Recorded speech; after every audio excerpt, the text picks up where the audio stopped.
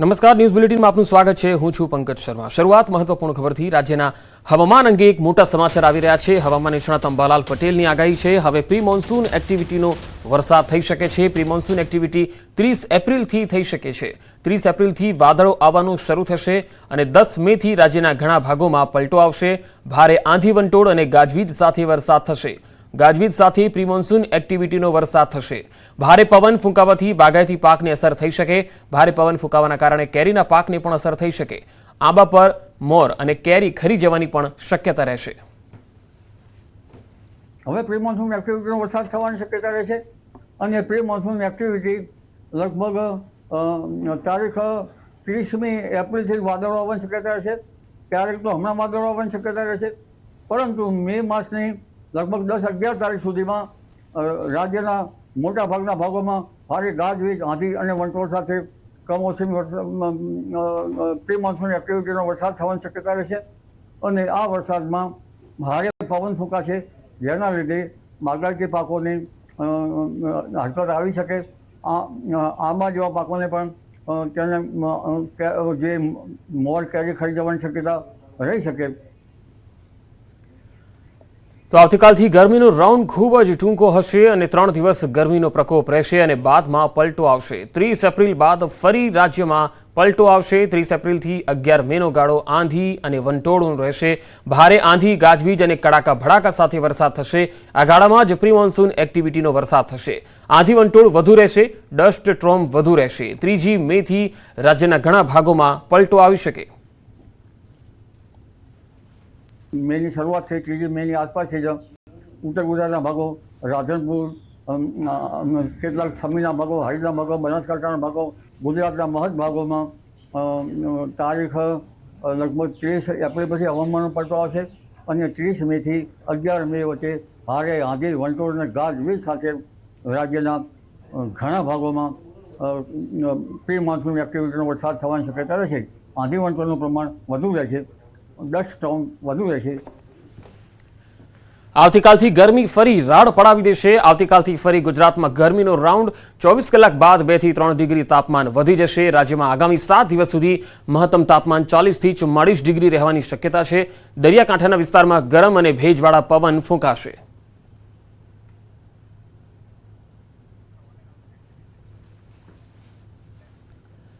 આ સપ્તાહમાં ગરમીના કારણે અમદાવાદમાં રોગચાળો વખેર્યો છે। સોલા સિવિલ હોસ્પિટલમાં છેલ્લા એક સપ્તાહમાં 10 અને 10,240 ઓપીડી નોંધાઈ છે। છેલ્લા એક સપ્તાહમાં ડેન્ગ્યુના શંકાસ્પદ 65 કેસ, મેલેરિયાના શંકાસ્પદ 205 કેસ નોંધાયા છે। છેલ્લા એક સપ્તાહમાં ડાયરિયાના 10 અને ટાઇફોઇડના 3 કેસ નોંધાયા છે। ગરમીના કારણે હીટ સ્ટ્રોકના કેસ પણ નોંધાઈ રહ્યા છે। હીટ સ્ટ્રોકના દર્દીઓને અલગથી સારવાર અપાઈ। હોસ્પિટલ ખાતે ઓપીડીમાં લગભગ ગયા અઠવાડિયામાં 10,240 દર્દીઓ નોંધાયેલા, દાખલ દર્દીઓ 1,016 દર્દીઓ નોંધાયેલા।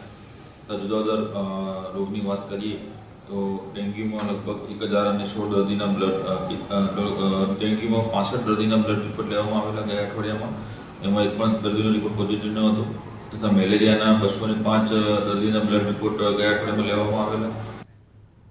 નેતાજી ગેરહાજર રહ્યા તો પુત્રએ કરી દીધું ખાતમુહૂર્ત। નાયબ દંડકના બદલે તેમના પુત્રએ ખાતમુહૂર્ત કર્યું। આણંદના કોઠિયાખાડ નાની શેરડી શાળાની આ ઘટના। શાળાના 7 ઓરડા માટે ખાતમુહૂર્તનો કાર્યક્રમ હતો। નાયબ દંડક રમણભાઈ સોલંકી, સાંસદ મિતેશભાઈ પટેલના હસ્તે ખાતમુહૂર્ત થયું।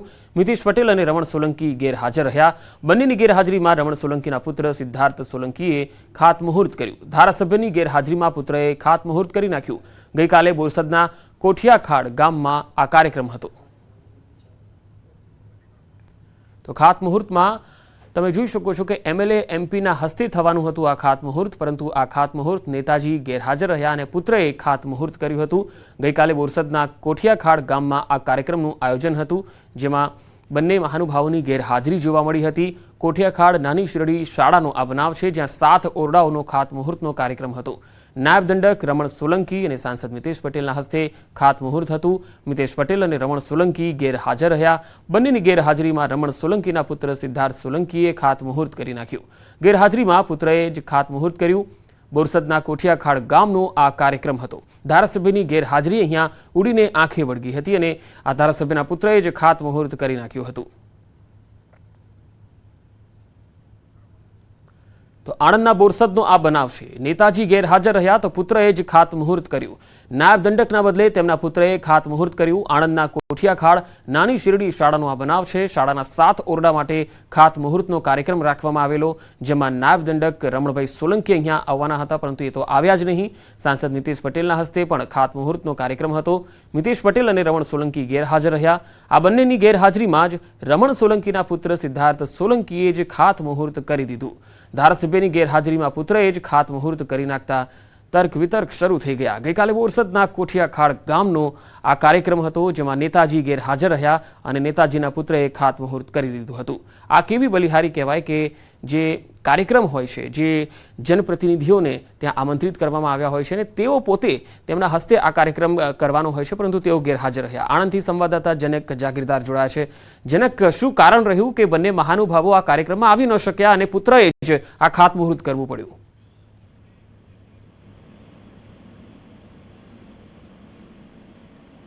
જી જનક.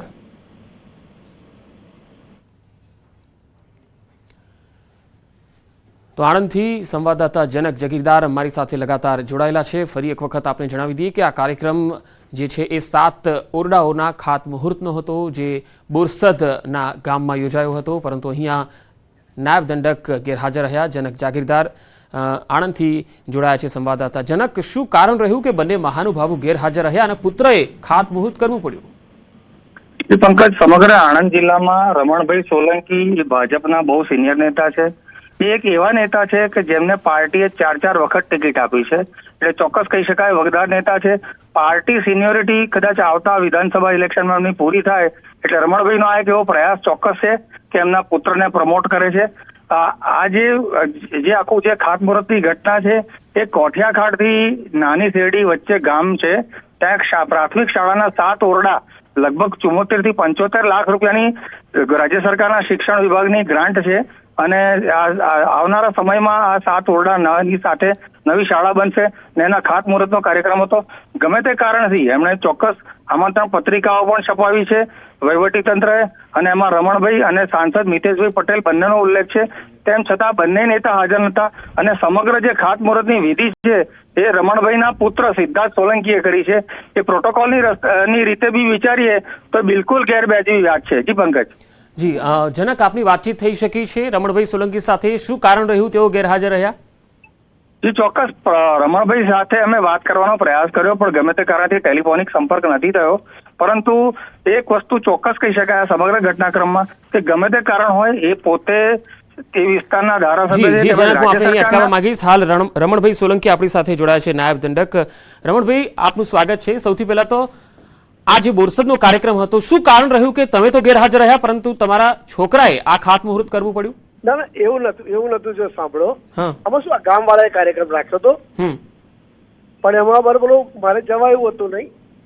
દીકરો ગયો પણ આ લોકો મને ખ્યાલ નહીં, એમણે બેસાડી દીધો હશે. બાકી કોઈ એવા કોઈ હેતુસર નહોતો ગયો એમ.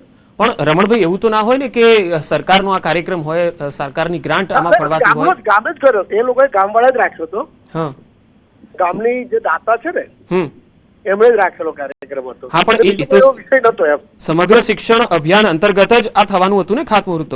એટલે મૂળ કેવું હતું કાર્યક્રમ, એટલે જે તે શાળા જે તે સર્વ શિક્ષા અભિયાન માંથી મંજૂર થયેલો હતો આખો, પણ સરકારે કોઈ કાર્યક્રમ નતો આયોજન કર્યો, ગામ વાળા જ રાખ્યું હતું. એટલે કોઈ પણ વ્યક્તિ કરી શકે એમનો, જેમ કે તમારા દીકરાએ કર્યું કરી શકે? એ તો એ જે ઘટના એ ખેલદિલી છે મારી, એવું તો કઈ છે જ નહીં. ખેલદિલી વ્યક્ત કરું છું. જી રમણભાઈ, શું કારણ રહ્યું કે તમે ત્યાં ન પહોંચી શક્યા અને કોઈ એવો સૂચના હતી કે તમારા દીકરાએ કરવાનું? ના ના ના ના, એવું કઈ નતું. સાંભળો, આમાં ખરેખર છે ને, હું મારે થોડુંક એક ટેસ્ટ કરાવવાનો હતો. હું ગયો હતો દવાખાનામાં મારે, એટલે હું ત્યાં ગયો નતો. એટલે પેલા એ કહ્યું છે કે તમે કોઈ પરિવારમાંથી આવશે, તો બેને ખબર નહીં અને જેને કાર્યક્રમ રાખ્યો છે એને બોલાયા, બાકી કોઈ વિષય એવો નતો. જી રમણભાઈ, તમે એવું સ્વીકારો છો ને કે આવું ન થવું જોઈએ? ના ના, 100%. હું પોતે 100% સ્વીકારું. એમાં જે બનેલું હોય તો 100% સ્વીકારવું જોઈએ. જી રમણભાઈ, આભાર અમારી સાથે જોડવા માટે. તો નાયબ મુખ્ય દંડક ગુજરાત વિધાનસભા રમણભાઈ સોલંકી આપણી સાથે જોડાયા અને તેમણે કહ્યું છે કે આ જે કાર્યક્રમ હતો તેમાં તેઓ જઈ નહોતા શક્યા એક હોસ્પિટલમાં જવાના કારણે, પરંતુ તેમના દીકરાએ જે કરી દીધું એ કદાચ ગામ લોકોના આગ્રહને કારણે કર્યું હોઈ શકે છે. આ હું પણ માનું છું કે આ ન હોવું જોઈએ એવું તેમણે કહ્યું છે અને આ ખોટું છે અને તેના માટે તેમણે ખેલદિલી પણ વ્યક્ત કરી છે. રમણભાઈ સોલંકી નાયબ મુખ્ય દંડક ગુજરાત વિધાનસભા અને બોરસદના ધારાસભ્ય છે અને બોરસદના આ જે કોઠિયાખાડ નાની શેરડી આદર્શ પ્રાથમિક શાળા છે જ્યાં સમગ્ર શિક્ષણ અભિયાન અંતર્ગત 7 ઓરડાનું આજે ખાતમુહૂર્ત થવાનું હતું, એ ખાતમુહૂર્ત એમની જગ્યાએ એમના દીકરાએ કર્યું છે, જેને લઈને તેમણે ખેલદિલી વ્યક્ત કરી. ગોંડલમાં અલ્પેશ કથિરિયા વર્સિસ ગણેશ જાડેજા. ગણેશ જાડેજાના સમર્થકો પર કાર ચઢાવવાનો પ્રયાસ, જે બાદ લોકોએ કાર ચાલકને પોલીસની હાજરીમાં માર માર્યો. આ તસવીરો જુઓ. ગણેશ જાડેજાના સમર્થકો પર કાર ચઢાવવાનો પ્રયાસ થયો. જે વિડીયો સામે આવ્યો છે એ સ્પષ્ટ દેખાય છે અને ત્યારબાદ પોલીસે જે કાર ચાલક હતો તેની અટકાયત કરી લીધી છે. ગોંડલમાં રાજકારણ હવે ગરમાયું છે, કારણ કે અલ્પેશ કથિરિયા જે આજે સવારથી જ ગોંડલમાં આવ્યા અને ગોંડલમાં આવ્યા પછી તેમણે જે શરૂઆત કરી ત્યારે તેમના સમર્થકો પણ હતા, તો સાથે સાથે વિરોધમાં પણ ઘણા લોકો રસ્તા પર ઉતર્યા હતા અને બંને તસવીરોમાં આપ જોઈ શકો છો કે ગણેશ ગોંડલ જે છે એ પણ ત્યાં જોવા મળ્યા અને તેમના સમર્થકો પણ જોવા મળ્યા. તો બીજી તરફ અલ્પેશ કથિરિયા છે એમના સમર્થકો પણ જોવા મળ્યા. અહીંયા અલ્પેશ કથિરિયા જે છે તેમના સમર્થકો અહીંયા જે આવ્યા હતા અને તેમણે કાર ચઢાવવાનો પ્રયાસ કર્યો હતો અને આ કાર ચઢાવવાનો પ્રયાસ કર્યો હતો ગણેશ જાડેજાના સમર્થકો ઉપર. આ પોલીસે કાર ચાલક છે તેની અટકાયત કરી લીધી છે. અહીંયા ગોંડલનું રાજકારણ હવે ગરમાયું છે. ભરૂચમાં 2 પિકઅપ ચાલકોનું જોખમી ડ્રાઇવિંગ. અંકલેશ્વર નજીક નેશનલ હાઈવે 48 પર જોખમી ડ્રાઇવિંગ કરતા જોવા મળ્યા. આ તસવીરો જુઓ. આ કેટલું જોખમી છે અને એ પણ નેશનલ હાઈવે પર. બંને પિકઅપ ચાલકે હાઈવે પર રેસ લગાવી હોય એવા દ્રશ્યો જોવા મળ્યા. આ જે ટ્રકનો ચાલક છે, પિકઅપનો ચાલક છે, એ કદાચ નશામાં હોઈ શકે છે. જોખમી ડ્રાઇવિંગ ભયાનક અકસ્માત પણ નોતરી શકે છે. પોલીસે કડક કાર્યવાહી કરવી જરૂરી છે, કારણ કે આ પ્રકારના દ્રશ્યો નેશનલ હાઈવે હોય કે પછી કોઈ પણ જાહેર રસ્તા પર હોય ક્યારેય ના ચલાવી શકાય. રોડ પર પિકઅપ ચાલકોનું આ પ્રકારનું જોખમી ડ્રાઇવિંગ ઉદાહરણ રૂપ કાર્યવાહી થાય એ ખૂબ જરૂરી છે, કારણ કે આ એક મોટો અકસ્માત નોતરી શકે છે. આ પ્રકારનું જોખમી ડ્રાઇવિંગ કોઈ પણ જગ્યાએ જાહેર રસ્તા ઉપર થાય તો પોલીસે ત્વરિત ધોરણે સમયનો વેડફાટ કર્યા વગર કાર્યવાહી કરવી જોઈએ. સુરતમાં અકસ્માત થયો અને બાળકનું મૃત્યુ થઈ ગયું. 4 લોકો ઘવાયા. વેસુ વિસ્તારમાં કાર અને રિક્ષા વચ્ચે અકસ્માત થયો. રિક્ષામાં સવાર 1.5 વર્ષના બાળકનું સ્થળ પર મૃત્યુ થયું. 4 લોકો ઘાયલ થયા છે, સિવિલ હોસ્પિટલ ખસેડાયા છે. કાર ચાલકને લોકોએ પકડી પોલીસના હવાલે કર્યો. કાર ચાલક રોંગ સાઈડમાં આવતો હોવાનો પરિવારનો આરોપ છે. બેફામ કાર ચાલકે રિક્ષાને ટક્કર મારી હોવાનો પણ આરોપ છે. તો બેફામ અકસ્માતમાં બાળકનું મૃત્યુ થયું હતું. આ તસવીરો સામે આવી છે. વેસુ વિસ્તારનો બનાવ. કાર અને રિક્ષા વચ્ચે અકસ્માત થયો હતો. કાર ચાલકે રિક્ષાને ટક્કર મારી હોવાનો આક્ષેપ થયો છે, જેમાં 1.5 વર્ષના બાળકનું મૃત્યુ થયું છે. 4 લોકો ઘવાયા છે. અમદાવાદમાં યુવકને ઢોર માર મારતો વિડીયો વાયરલ થયો. ફક્ત 10,000 માટે યુવકને પટ્ટાથી માર મારવામાં આવ્યો. સોશિયલ મીડિયામાં અસામાજિક તત્વોનો આ વિડીયો જે છે એ વાયરલ થઈ રહ્યો છે. 3 થી 4 જેટલા યુવકોએ ભેગા મળી યુવકને ઢોર માર માર્યો. બેરહેમીથી લાતો અને પટ્ટાથી માર મારતો આ વિડીયો છે જે વાયરલ થઈ રહ્યો છે. આ વિડીયો વસ્ત્રાલ વિસ્તારનો હોવાની ચર્ચા છે. 10મી એપ્રિલની આસપાસનો વિડીયો હોવાની શક્યતા છે. વિકી ગેંગના સભ્યોની સંડોવણીની પણ શક્યતા છે.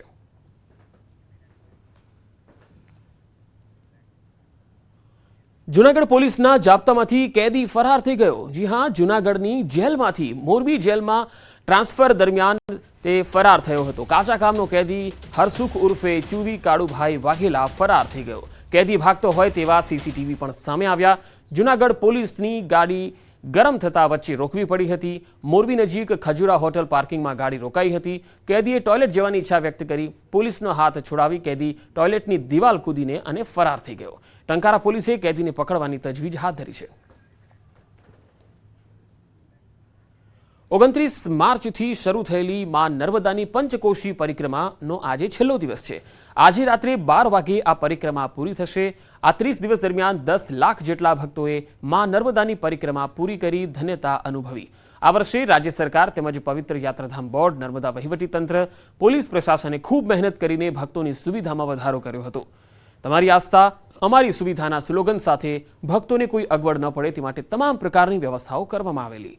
પરિક્રમા કરવા આવતા ભક્તો પણ સરકારે કરેલી વ્યવસ્થાથી પ્રભાવિત થયેલા હતા. અનુભવ તો બહુ જ સરસ હતો. આજે મેં 21 કિલોમીટરની આ પરિક્રમા હતી. કુંભ મેળાનું જે રીતના આયોજન થયું, તંત્રે વ્યવસ્થા કરી, તો અત્યારથી પહેલાં એટલું બધું ના હતું. એકચ્યુઅલી મને પણ આઈડિયા નહીં હતી કે આવી રીતના થાય છે, પદયાત્રા થાય છે. મને જ્યારે તંત્ર સજાગ થયું, સરકાર દ્વારા એડવર્ટાઇઝમેન્ટ થઈ, ત્યારે ખબર પડી કે આવી રીતે પરિક્રમા યોજાય છે. જે ત્રણ વર્ષ પહેલા અને 2 વર્ષ પહેલા જે હતી સુવિધા એના કરતાં થોડી સારી છે. સુરતથી આવીએ છીએ અને આ પરિક્રમામાં અમે પહેલી વાર આવ્યા અને જોવામાં બહુ સારું લાગ્યું છે અને બધી વ્યવસ્થા બહુ સારી છે. રાજ્યના વધુ સમાચારો જોઈશું. હાલ રોકાઈશું એક વિરામ માટે.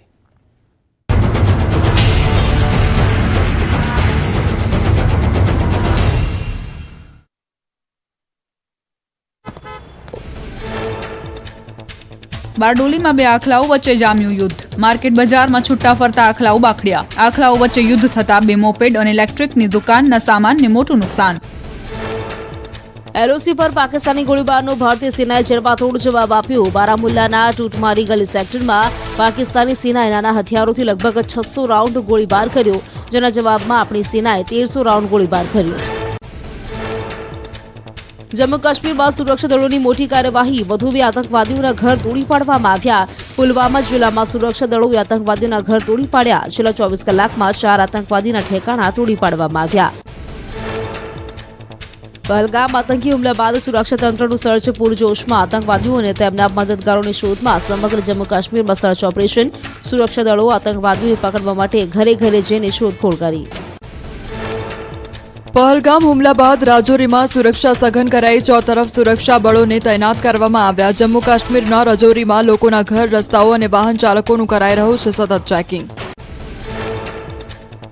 જમ્મુ કાશ્મીરના અનંતનાગમાં પહેલગામ ઘટના બાદ આતંકવાદ વિરોધી કામગીરી વધુ તીવ્ર બની. પોલીસે, સેના, સીઆરપીએફ અને અન્ય સુરક્ષા એજન્સીઓ સાથે મળીને જિલ્લામાં વ્યાપક કોર્ડન અને સર્ચ ઓપરેશન શરૂ કર્યા. ગીચ જંગલોમાં પેટ્રોલિંગ વધાર્યું. અનંતનાગ પોલીસે પર્યટકો માટે 24 કલાક ઇમરજન્સી હેલ્પ ડેસ્ક શરૂ કર્યું. સહકાર આપવા અને શંકાસ્પદ પ્રવૃત્તિઓની જાણ નજીકના પોલીસ સ્ટેશનમાં કરવા સ્થાનિકોને અપીલ કરી. શંકાસ્પદ ગતિવિધિઓ પર સતત રખાઈ રહી છે નજર.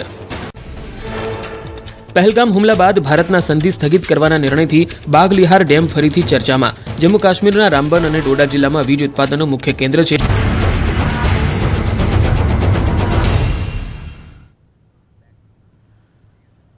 બ્રેક બાદ આગળ વાત કચ્છની. કચ્છના અબડાસામાં 14 ગામના લોકોએ આંદોલન છેડ્યું છે. અબડાસામાં એબીજી સિમેન્ટ આવ્યા બાદ થોડા સમયમાં કંપની વડરાજ સિમેન્ટની સુપ્રત કરાઈ અને હાલ કંપની નિર્માણને હેન્ડઓવર કરવામાં આવી. પરંતુ કંપનીમાં અનેક સ્થાનિકોએ રોકાણ કરેલું અને એબીજી કંપની બંધ થતાં લોકોના કરોડો રૂપિયા સલવાઈ ગયા છે, જેને લઈ 14 ગામના સ્થાનિકોએ 5 દિવસથી ધરણા કર્યા છે. અબડાસાના ધારાસભ્યએ પણ મુલાકાત લીધી અને આશ્વાસન આપ્યું કે મુખ્યમંત્રી તેમજ ઉદ્યોગ મંત્રીને રજૂઆત કરશે. લોકોએ જણાવ્યું છે કે જમીન આપી નોકરીના વાયદા મળ્યા, પણ આજે કંઈ જ નથી મળ્યું. અમારા રૂપિયા, અમારી મહેનત અને અમને આવા તાપમાં ધરણા પર બેસવું પડી રહ્યું છે. લોકોએ ન્યાય માંગ્યો છે. એ અધિકારી આવ્યા હતા ને સરદારજી કરી, એ કીધું અમે કામ નહીં કરી, બરોબર. એ જે તે રાત 5 વાગ્યા સુધી બંધ રાખ્યો, વળી બીજે દિવસે ચાલુ કરી નાખ્યો. એ તો અમારે 2-3 વર્ષ અધિકારી આવે છે ને કહે છે, જ્યારે મોટા અધિકારી આવે કોઈ ત્યારે કઈ કામ બંધ કરી નાખે છે અને પાછો આજની તારીખમાં કોઈ પણ ફાયર એનઓસી વગર કંપની કામ ચાલુ રાખે છે. ટ્રાન્સપોર્ટરો છે અને લેબર છે, જેસીબીના છે, દૂધવાળાના પણ કંઈ પૈસા કંપની નથી દીધા. જે પશુપાલન કરીને પોતાની આજીવિકા જીવતો હોય છે એ લોકોને પણ આ કંપની નથી દીધા. એમ્પ્લોય છે, બધાના રૂપિયા 64 કરોડની આસપાસ આંકડો છે. અમારું આંદોલન છે 5 દિવસથી હજી વગર આંદોલન થશે. આજે 5 દિવસથી હજી અમારે ચાલુ રહેશે. જ્યાં સુધી અમારે ન્યાય નહીં મળશે ત્યાં સુધી અમે અહીંયા બેઠા રહેશું. અને કંપનીની જે અધિકારી આવે છે અમને કહે છે કે આજે કામ બંધ કરી છે, કાલે ચાલુ નહીં કરશું, વળી ચાલુ કરી નાખે છે. ઘણા લોકો તો એવા છે કે ભાઈ જેમના ટ્રક છે, જેમના ટ્રાન્સપોર્ટ છે, એ હવે જે લોન ઉપર ચાલે છે, લોન વાળા લેવા માટે આવે છે એમના ઘરે. તો મારી વિનંતી એવી છે કે તમામ લોકોના જે પૈસા બાકી છે એ તાત્કાલિક ધોરણે એબીજી કંપની અને નિરમા કંપની બેસી અને એમનું નિર્ણયો લેવામાં આવે. મેં એમને ખાતરી આપી છે કે ભાઈ આપણે સરકાર રજૂઆત કરશું, જે એની આપણે ઉદ્યોગ મંત્રી શ્રી, મુખ્યમંત્રીશ્રીને મળાવશું. પછી જે એમની નીતિ નિયમ પ્રમાણે ભલામણ થશે એ એમના દ્વારા ભલામણ થઈને કેમ રસ્તો નીકળે એના માટે હું પૂરેપૂરા પ્રયત્ન કરીશ. ટેકાના ભાવે તુવેરની ખરીદી શરૂ કરી દેવામાં આવી. એવામાં છોટાઉદેપુરના સંખેડા અને બોડેલી ખાતે ટેકાના ભાવે ખરીદી તો શરૂ થઈ. 1 ક્વિન્ટલના 7,550ના ટેકાના ભાવથી ખરીદી થઈ રહી છે. પરંતુ ખરીદીની છેલ્લી 30 તારીખ આપતા ખેડૂતો નારાજ થયા, કારણ કે હજુ ખેડૂતોના ખેતરમાં તુવેરનો પાક પડ્યો છે અને સમય આટલો ઓછો મળે તો ખેડૂતોને ખાનગી વેપારીઓને ઓછા ભાવે તુવેર વેચવાનો વારો આવશે. અત્યારની જે મજૂરી છે અને વાવેતરનો ખર્ચ ને બિયારણનો ખર્ચ એ 7500 હજુ લગભગ ઓછા છે. એમાં થોડો વધારો થાય તો સારું. અને બીજું કે છેલ્લી તારીખ 30 સુધી એનું રજીસ્ટ્રેશન ને ખરીદી કરવાની નાફેડ દ્વારા જાહેરાત કરી છે, પરંતુ અત્યારે હજુ ઘણા બધા ખેડૂતોનો માલ ખેતરમાં છે, કાપણી થઈ રહી છે. તો એ તારીખમાં વધારો થાય જેથી કરીને ખેડૂતો એના યોગ્ય ભાવ મેળવી રહે. સરકાર અમને થોડો સમય આપે વધારે તો સારું, કારણ કે સિઝન ચોમાસાની સિઝન લાંબી સુધી ચાલી છે એટલે ખેડૂતોની વાવણી બહુ લેટ થઈ છે. તો હજુ પૂરું વાવેતર અમારું ઘરે આવ્યું નથી. તો સરકાર સાહેબને વિનંતી કે હજુ થોડો અમને સમય આપે જેથી કરીને અમે બધો જ માલ એપીએમસી સુધી પહોંચતો કરી. તકલીફ નહીં થઈ, સરકારશ્રીએ સારું કામ કર્યું કે જે અમને થોડા દિવસ પાછળથી આપ્યા, પણ હજુ થોડા દિવસ હજુ વધારે આપે તો સરકારશ્રીની નમ્ર વિનંતી. તાલાલાના કેરી માર્કેટમાં કેસર કેરીની હરાજી શરૂ થઈ છે. પ્રથમ દિવસે 10,000 બોક્સની આવક થઈ છે. તાલાલામાં કેસર કેરીની હરાજી. કેસર કેરીના રસિયાઓ જેની આતુરતાથી રાહ જોતા હતા તે તાલાલાની કેરી બજારમાં આવી ગઈ છે. ગીર સોમનાથના તાલાલાના મેંગો માર્કેટમાં કેસર કેરીની હરાજીનો પ્રારંભ થયો. હરાજી શરૂ થતાં જ મોટી સંખ્યામાં ખેડૂતો પોતાની કેરી લઈને યાર્ડ ખાતે પહોંચ્યા હતા. પ્રથમ દિવસે 10 કિલોના 10,000 કેરીના બોક્સની આવક થઈ હતી. ગત વર્ષ કરતાં 5 દિવસ હરાજી વહેલી શરૂ થઈ. આ વખતે કેરીનો પાક ઓછો હોવાથી 10 કિલોના એક બોક્સનો સરેરાશ ભાવ 700 થી 1,500 રૂપિયા બોલાયો હતો. આ વખતે કેસર કેરીની સિઝન 45 દિવસ રહેવાનું અનુમાન છે. કેસરનું 25% જ ઉત્પાદન થવાના કારણે આ વર્ષે ભાવ ઊંચા રહેશે. કેસર રસિયા માટે કેસરનો સ્વાદ કડવો રહેશે. આ વર્ષે 60% કેસરનું ઉત્પાદન ઓછું થવાને કારણે પૂરી સિઝન દરમિયાન કુલ 5 થી 6 લાખ બોક્સ પૂરી સિઝન દરમિયાન આવશે એવી ધારણા છે. સૌરાષ્ટ્રમાંથી દર વર્ષ અંદાજે કેસર કેરીનું 3,34,984 મેટ્રિક ટન ઉત્પાદન થાય છે, પરંતુ આ વખતે માત્ર 2 લાખ મેટ્રિક ટન જેટલું જ ઉત્પાદન થવાની શક્યતાઓ છે. બીજી તરફ 20 દિવસ પહેલાથી જ દેશ વિદેશમાં કેસર કેરી એક્સપોર્ટ થવા લાગી છે. તાલાલાથી દુબઈ, અમેરિકા, UK, કેનેડા અને ફ્રાન્સમાં કેરીની નિકાસ થાય છે. મહેસાણામાં તાંત્રિક વિધિના નામે 15 લાખની ઠગાઈ કરનાર ઢોંગી ઝડપાયો. સ્મશાનમાં ઢોંગી તાંત્રિક વિધિ કરવા પહોંચ્યો અને જૂના ફરિયાદીએ પકડી પાડ્યો. વિજાપુર તાલુકાના દેવપુરા ગામની ઘટના છે. 1 વર્ષ પહેલા ઠગ તાંત્રિકે વિધિ કરી પૈસા ડબલ કરવાના બહાને ઠગાઈ આચરી. વિધિના નામે 2 ખેડૂતો પાસેથી 15 લાખની ઠગાઈ કરી ઢોંગી ભાગી છૂટ્યો, પરંતુ 1 વર્ષ બાદ ફરી સ્મશાનમાં દેખાતા પોલીસને જાણ કરી. પોલીસે આરોપીને મહેસાણા હાઈવે પરથી સરદાર બાવલા પાસેથી કાર સાથે પકડી લીધો. આરોપી તાંત્રિકની ગાડીમાંથી વિધિની ઘણી સામગ્રી પણ મળી આવી. 1 વર્ષ પહેલા રાજકોટના 2 ઠગોએ દેવપુરા ગામના ભરતભાઈ પટેલનો સંપર્ક કર્યો. તેમણે તાંત્રિક વિધિથી પૈસા ડબલ કરવાનું કહીને પહેલા 50,000 માંગ્યા. આ રકમને ડબલ કરી આપતા ભરતભાઈનો વિશ્વાસ જીતી લીધો અને ત્યારબાદ તેમની પાસેથી 7 લાખ પડાવ્યા. આ ઠગાઈની જાણ થતાં જ બીજા એક યુવકે પણ આરોપીઓને 8 લાખ આપ્યા હતા. 15 લાખની ઠગાઈ કર્યા બાદ આરોપીઓએ ફોન કરી દીધો હતો બંધ અને ફરાર થઈ ગયા. બોટાદથી દાણા જોઈને દોરા ધાગા કરતો ભૂવો પકડાયો. તમારું કામ દાણા જોવાનું, આ તે બધું બંધ કરો. બોટાદ શહેરમાં વિજ્ઞાન જાથા ટીમ દ્વારા પોલીસને સાથે રાખી દાણા જોઈ દોરા ધાગા કરતા ભુવાનો પર્દાફાશ કરવામાં આવ્યો. મેલડીમાંના ભુવા તરીકે દાણા જોવાનું કામ કરતા દિનેશ ભુવા નામના વ્યક્તિનો પર્દાફાશ કર્યો. દિનેશભાઈ દ્વારા લોકોને અંધશ્રદ્ધામાં ધકેલી માતાજીનો પ્રકોપ અને માતાજીના ડરની વાત કરી રૂપિયા પડાવાય છે. દિનેશભાઈએ છૂટાછેડા કરવાના નામે 7,25,000ની માંગણી કરી. જયેશભાઈ ડાભી નામક વ્યક્તિ દ્વારા ભુવા પર આરોપ લગાવાયો. જયેશભાઈના જણાવ્યા અનુસાર તેમના નાના ભાઈ અને નાના ભાઈની પત્ની વચ્ચે અણબનાવ રહેતા તેઓએ છૂટાછેડા લેવાનું નક્કી કર્યું, પરંતુ સામે જયેશભાઈના વેવાઈ આ ભુવા દ્વારા ફેલાવેલ અંધશ્રદ્ધામાં ડૂબાયેલ હતા. તેથી તેમણે છૂટાછેડા માટે આ ભુવાનો સંપર્ક કર્યો. બંને પરિવાર આ ભુવા પાસે ગયો અને અંતે ઢોંગી ભુવાએ છૂટાછેડા માટે જયેશભાઈ પાસે 51 લાખની માંગણી કરી. અંતે 7,25,000માં છૂટાછેડા નક્કી થયા, જેથી જયેશભાઈએ વિજ્ઞાન જાથાનો સંપર્ક કરી આ પાખંડી ભુવાના જુઠ્ઠાણાનો પર્દાફાશ કર્યો. ધોરાજીમાં સેફટી વગર બ્રિજનું કામ કરતા મજૂરો, કોન્ટ્રાક્ટરની મનમાનીથી વાહન ચાલકો પરેશાન. ધોરાજીના જૂનાગઢ રોડ પર બની રહેલા બ્રિજના કામમાં કોન્ટ્રાક્ટરની મનમાનીથી વાહન ચાલકો પરેશાન થઈ ગયા છે. બ્રિજના કારણે લોકોને પારાવાર મુશ્કેલી પડી રહી છે. કોન્ટ્રાક્ટરની મનમાનીને કારણે સ્થાનિકો પરેશાન થઈ રહ્યા છે. કોઈ યોગ્ય વ્યવસ્થા વગર કામ થઈ રહ્યું છે. આજુબાજુના લોકોને તકલીફ થાય તેવું કોન્ટ્રાક્ટર અને લેબરોનું કામ હોવાથી હાલાકી પડી રહી છે. બ્રિજમાં કામ કરતા મજૂરો પણ સેફટી વગર કામ કરતા જોવા મળ્યા, જેના કારણે આજુબાજુના લોકો તેમજ દુકાનધારકોને જીવનું જોખમ છે. તેથી સ્થાનિકો વેપારીઓને રાહદારીઓમાં રોષ જોવા મળ્યો. જામનગરમાં હરિયા કોલેજ ખાતે એવોર્ડ પ્રોગ્રામમાં વિવાદ. જામનગરમાં આવેલા હરિયા કોલેજ ખાતે એવોર્ડ ફંક્શનમાં વિવાદ સર્જાયો. એવોર્ડ દરમિયાન મુંબઈથી આવેલા સ્થાપક ટ્રસ્ટી પરિવારે સ્થાનિક દ્રષ્ટિ અને સંચાલક મંડળ દ્વારા જીનેશભાઈ શાહ નામના વ્યક્તિને સ્ટેજ પર લવાતા વિવાદ સર્જાયો હતો.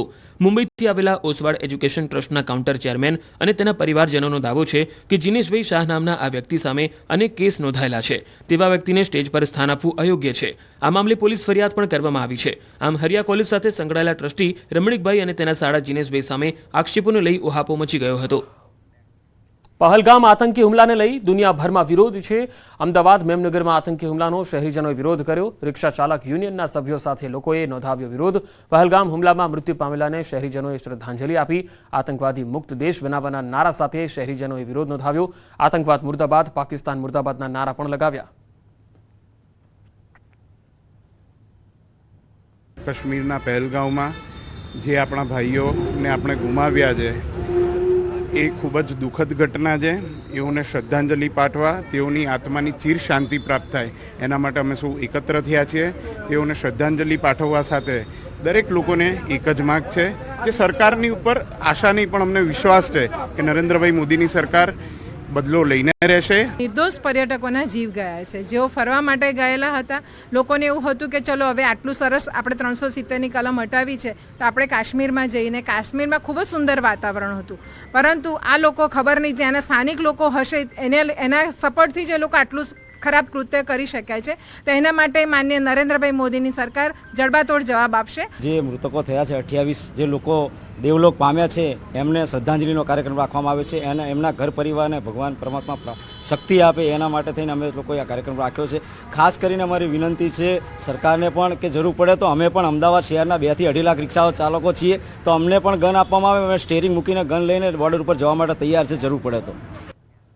આતંકી હુમલા બાદ જમ્મુ કાશ્મીરમાં ફસાયેલું જામનગરનું દંપતી પરત ફર્યું. દંપતીએ પરત ફર્યા બાદ ન્યૂઝ 18 સમક્ષ જણાવી આપી હતી. પ્રદીપભાઈ રાવલ અને તેમના પત્ની જમ્મુ કાશ્મીરમાં મોરારી બાપુની રામકથા સાંભળવા ગયા હતા. દંપતીએ કહ્યું, રામકથા સાંભળવા ગયા હતા એટલે ભગવાન રામે અમને બચાવ્યા. જામનગરથી કાશ્મીરમાં ગયા બાદ ચોથા દિવસે રામકથા દરમિયાન આતંકી હુમલો થયો. આતંકી હુમલા બાદ 3-4 દિવસે કાશ્મીરમાં ફસાયેલા રહ્યા. આતંકી હુમલો થયો તે સ્થળ પણ દંપતી ગયું હતું. મોતના મુખમાંથી પરત ફરતા હાશકારો લીધો. મોરારી બાપુની રામકથા સાંભળવા માટે ગયા હતા અને 3-4 દિવસ બાદ જ્યારે આ બનાવ બન્યો ત્યારે તેઓ હેવતાઈ ગયા. તેમણે કહ્યું હતું કે જે સ્થળ ત્યાં આતંકીઓએ હુમલો કર્યો હતો એ પહેલગામમાં પણ તેઓ ગયા હતા, જો કે તેઓ હેમખેમ બચી ગયા તેનો તેમણે હાશકારો હતો. તો આ બુલેટિનમાં અત્યારે એટલું જ. નમસ્કાર.